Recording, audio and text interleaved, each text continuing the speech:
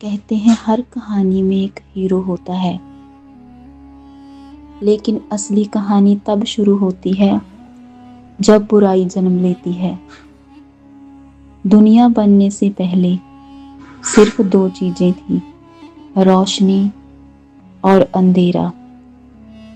روشنی نے زندگی بنائی، لیکن اندھیرے نے دکھ، اور اس دکھ کا نام تھا زہر ایکس۔ زہر ایکس ہمیشہ سے برا نہیں تھا۔ ایک وقت تھا جب وہ ایک سادھارن انسان تھا، ایک عالم، ایک جادوگر، جو ہر منع کی گئی طاقت کو سمجھنا چاہتا تھا، لیکن اس کی سب سے بڑی کمزوری تھی امر ہونے کی چاہ۔ ایک دن اسے ایک پرانی رہسیہمئی کتاب ملی، کتاب الظلمت۔ اس میں لکھا تھا، اگر تو اپنی روح قربان کر دے تو موت سے آزاد ہو سکتا ہے۔ زہر ایکس نے وہ راستہ چن لیا۔ وہ دنیا سے دور کالے پہاڑوں کے بیچ ایک پرانے مندر میں گیا، اور وہاں اس نے منع کی گئی عبادت شروع کی۔ اس عبادت کے آخر میں اس نے اپنی روح کے 7 ٹکڑے کر دیے۔ ہر ٹکڑا دنیا کے الگ الگ کونے میں بکھر گیا۔ ہر ٹکڑے کے پاس الگ طاقت تھی، اور اسی پر زہر ایکس بن گیا اندھیرے کا امر بادشاہ۔ لیکن ایک شرط تھی، جب تک اس کے وہ 7 ٹکڑے زندہ ہیں اسے کوئی نہیں مار سکتا۔ ان 7 ٹکڑوں میں سے پہلا ٹکڑا ریگستان کے سب سے سنسان حصے میں گرا۔ وہاں جنم ہوا ریل الدمار، طوفان کا بادشاہ۔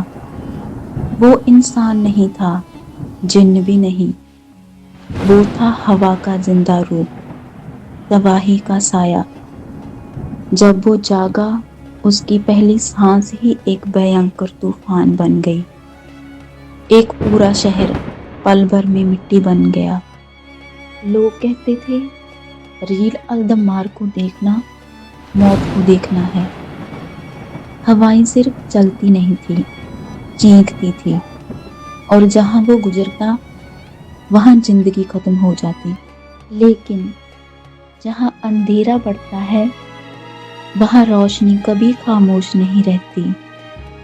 جب زہر ایکس نے اپنی روح توڑی تو آسمان بھی کانپ اٹھا۔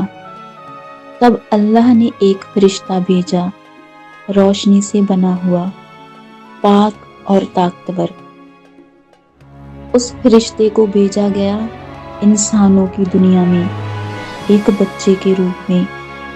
اس کا نام رکھا گیا نور۔ نور کوئی عام انسان نہیں تھا، وہ روشنی کا زندہ روح تھا، زہر ایکس کے اندھیرے کا جواب۔ لیکن اس کی اصلی طاقت بچپن سے ہی اس کے اندر بند کر دی گئی تاکہ صحیح وقت پر ہی جاگے۔ نور اب جوان ہو چکا تھا، ایک شہزادہ، لیکن دل سے آج بھی ایک سادھارن انسان۔ اس کا استاد راہبین اسے بچپن سے ہی تلوار بازی سکھا رہا تھا، کیونکہ اب دنیا محفوظ نہیں رہی تھی۔ محل کے باہر نور اپنے استاد اور سپاہیوں کے ساتھ تلوار چلا رہا تھا۔ تلواریں ٹکرا رہی تھیں، چنگاریاں اڑ رہی تھیں۔ نور اور تیز، استاد راہبین چلایا۔ ایک سپاہی نے اچانک وار کیا۔ نور نے ترنت روکا اور پلٹ کر زوردار حملہ کیا۔ سپاہی زمین پر گر پڑا۔ سب حیران۔ استاد ہلکا مسکرایا۔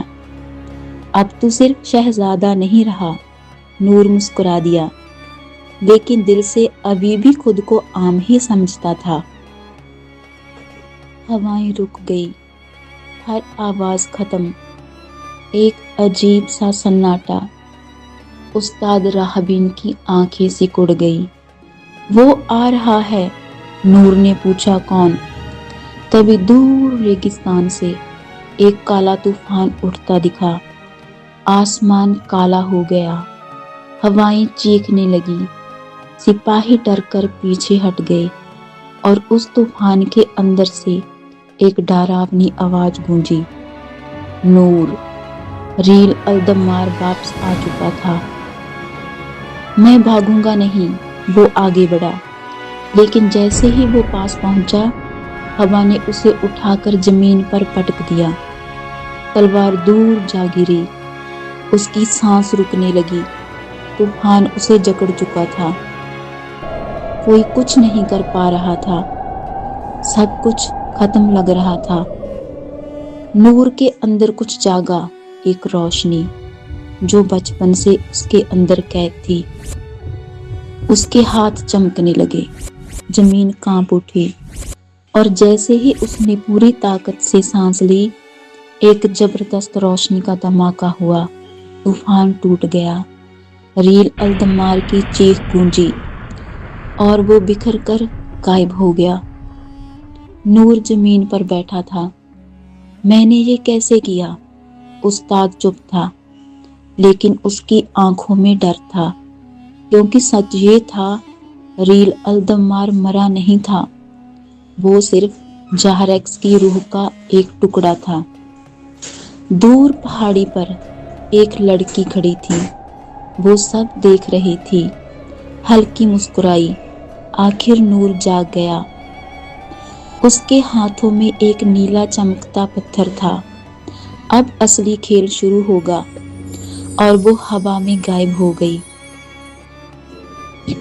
اندھیرے کے محل میں جہریکس بیٹھا تھا۔ جیسے ہی اس کا ٹکڑا ہلا، اس کی آنکھیں کھل گئی۔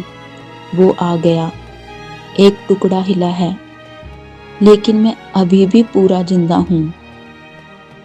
نور اپنے ہاتھوں کو دیکھ رہا تھا، سب اسے ہیرو سمجھ رہے تھے، لیکن وہ خود ڈرا ہوا تھا۔ میں کون ہوں؟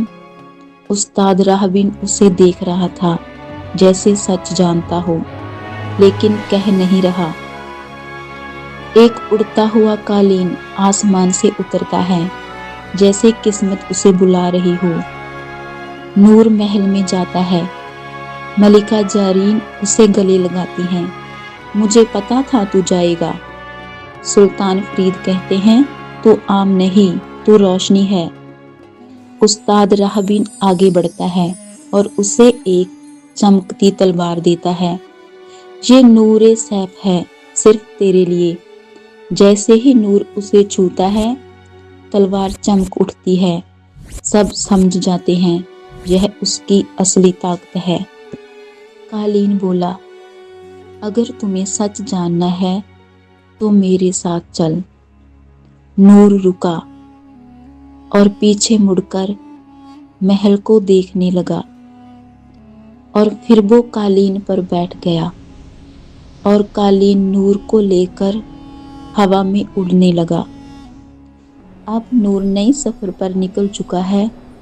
اب آگے کیا ہوگا، اور وہ پہاڑ والی لڑکی کون تھی؟ یہ جاننے کے لیے نیکسٹ پارٹ ضرور دیکھیں، اور پلیز ہمارے چینل کو لائک، شیئر اینڈ سبسکرائب کیجیے۔